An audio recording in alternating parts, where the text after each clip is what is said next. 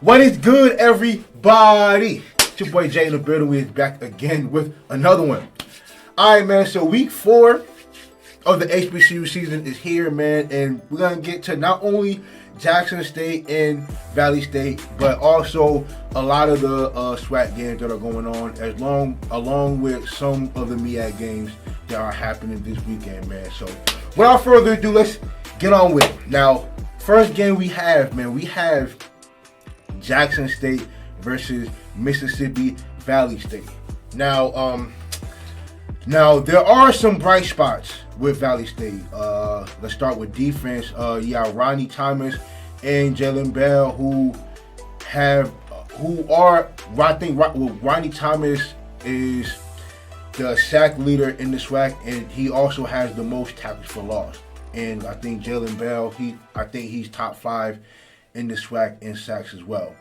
So there are some bright spots on the defense. And on offense, honestly, the only way that I can see Valley State really scoring points is if Jamari Jones is starting at quarterback.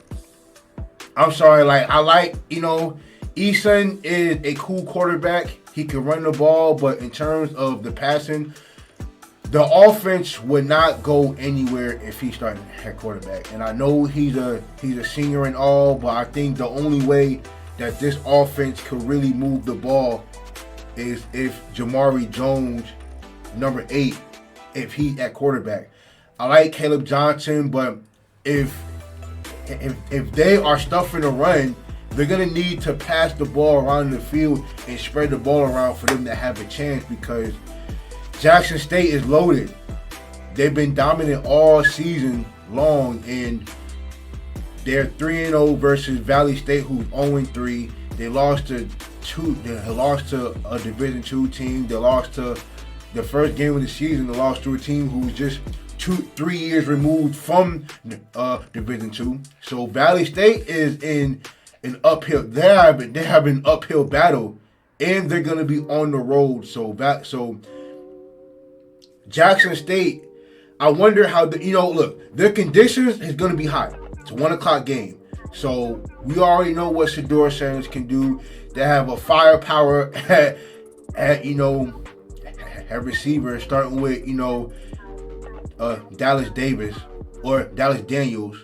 and the running back Savion Wilkerson, man. He's an absolute animal. So you have that going for you. Then the defense with Niles Gaddy. Leading up for him. And then we got Aubrey Miller. So that defense, they're going to come with it. So the only way, like I said, that Valley State is going to have a chance to even score any points is if Jamari Jones is at quarterback. So with that being said, I got Jackson State winning this game 45-7. That's where I got it, man. Yeah, I'll be shocked if Valley State score more than 2 touchdowns, or if they score 2 touchdowns, period. I'll be surprised. Next up, we have Grambling State versus Bethune-Cookman. Both teams are coming off of losses. With Grambling State probably being the worst. They were down by 4 going into halftime, and then they come out giving up 35 unanswered points. So it was just a whopping and Bethune-Cookman losing bad at home against South Carolina State. And Jalen Jones, he had a decent first game, and then last week it just looked like a totally different quarterback. The team, they threw 4 interceptions, so I have Grambling State winning the game, but they're going to have to establish the run. And Maurice Washington needs to have more than 3 carries. I mean, look, and one of his carries came at 71 yards and a touchdown. So Maurice Washington is the best running back on the team, and he needs to get more carries. And until they can establish a decent passing game, they're gonna rely heavily on the run, and they need to establish Maurice Washington as the vocal point of the offense. But I do have Grambling State winning the game, and I have it being 28-24, but the running game has got to get going. Next up, we have Alabama A&M versus Florida A&M. Now, FAMU is coming off a bye week after beating Albany State at home. Now, the offense has really been about two people. That's Jeremy Musa and Xavier Smith. Now, Jeremy Musa has 55 completions so far this season, and Xavier Smith has 22 of those. And the person that's in second place at receiving has 8 catches for, I think, 78 yards. So Xavier Smith leads the SWAC in, I think, catches, and I think he's second in receiving yards. He has 222 yards. So you kind of know where the vocal point of the offense is. And they really haven't established the run game at FAMU either, so they have to get that going. Now with Alabama A&M, they're coming off of a brutal 3-game stretch. Their first 3 games. Now they had Alabama Birmingham, they had Troy, and then they have Austin Peay. Really tough first 3 games. So I think they probably had the toughest out of conference schedule.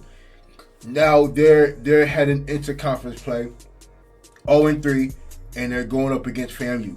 Now I do believe FAMU is going to win this game, but they're going to have to establish a run game. Now, while I am a believer in Alabama A&M's offense, I'm not a believer in their defense.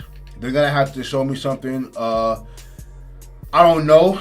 Now, they did do good versus Troy in the first half defensively.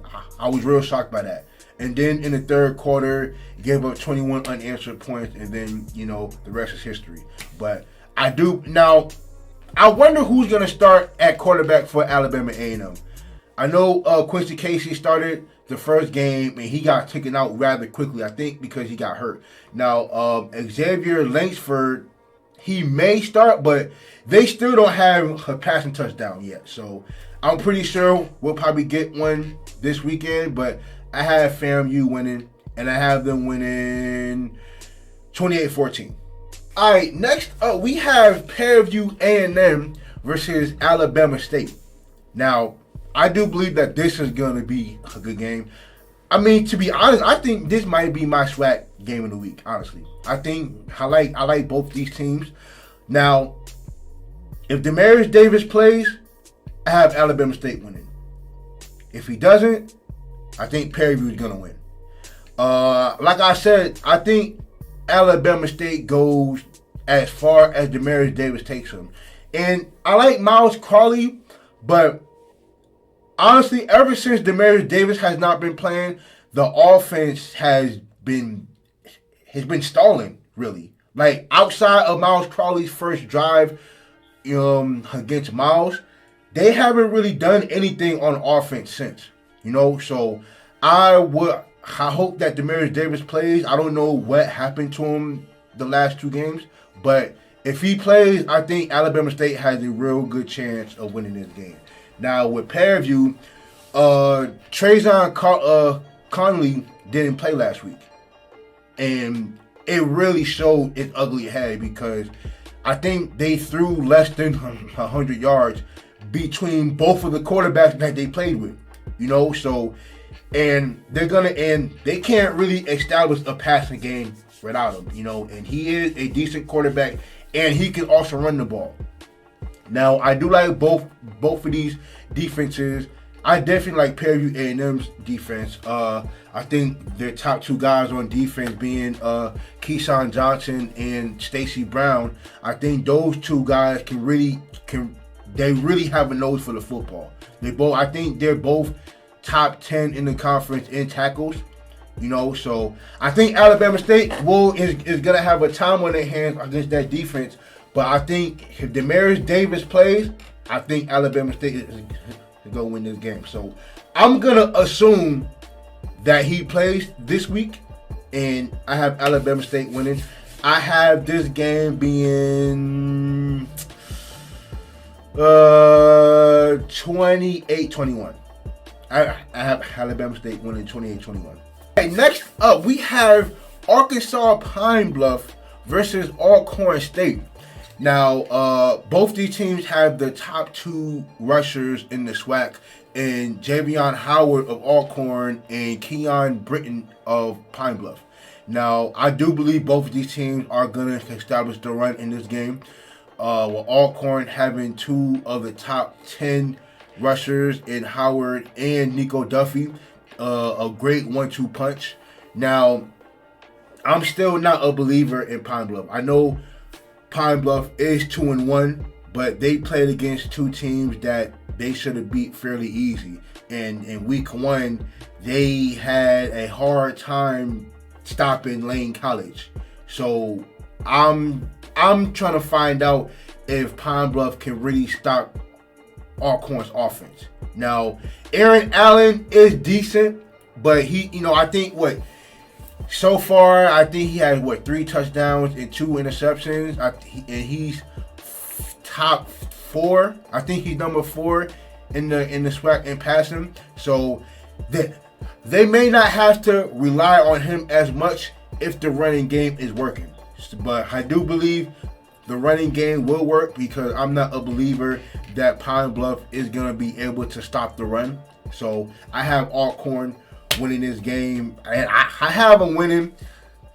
I have him winning 35-21. I have Alcorn winning by 2 touchdowns. All right, next up we have South Carolina State versus North Carolina A&T. Now, A&T is gonna be at home, so I think this is probably their first home game this year. So that should be exciting for them and a relief, because A&T had a rough 3 games. It was shocking for how bad they played versus Central, and then of course they had North Dakota State, and they played Duke the last 2 games. So it's gonna be a sign of relief that they get a chance to play at home, and they're going up against a stingy South Carolina State defense, leading up with starting off with BJ Davis and Jovanowski Green. Now, I don't know what quarterback is going to start for A&T. I think Yeager started off the season, and he did okay versus Central, but I was shocked that he started against North Dakota State, and when it didn't turn out very well, they went back to Jalen Fowler, and so I don't know which quarterback they're going to start this week, but I'm real interested to see who starts. Now, with South Carolina State, their offense, Corey Fields, I think Corey Fields has been playing pretty decent so far this year.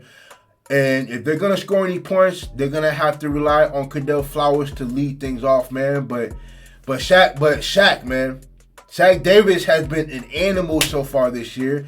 I think he's been one of the top 2 or 3 best offensive players this year, but even though A&T is at home, I have South Carolina State winning this game. I really do. I don't know if this would be considered an upset or not, but like I said, man, North Carolina A&T is not the same team that we've seen in the past, and I believe I say that every time I spoke about A&T so far this year, but A&T is just not the same team. So with that being said, I have South Carolina State going on the road and beating North Carolina A&T. I have them winning a close game. I have them winning 21-17. Yeah, man, I have them winning. But yeah, man, those are my picks for the week, man, and I hope we all get a chance to enjoy these games, man. And quick one. If there is a Division II team HBCU game that y'all should watch, or if y'all ever get a chance to, Virginia Union versus Fayetteville State this week. They play at 4 o'clock on Saturday. Jada Byers is a name that y'all should remember, dog. He already has over 600 yards rushing in 3 games with 6 touchdowns. Virginia Union is undefeated, so that's a team that everybody should look out for. Virginia Union in Fairfield State. They play this Saturday, so y'all be on the lookout for that, man. But other than that, man, y'all have a good weekend, man, and I hope y'all get a chance to enjoy these games, dog. Like I'm gonna be enjoying them. Shout out to Alcorn State, man. This is officially. I just opened this shirt like today, so shout out to them, man. So yeah, man, y'all enjoy these games, man, and we'll see y'all on Monday. Y'all be blessed.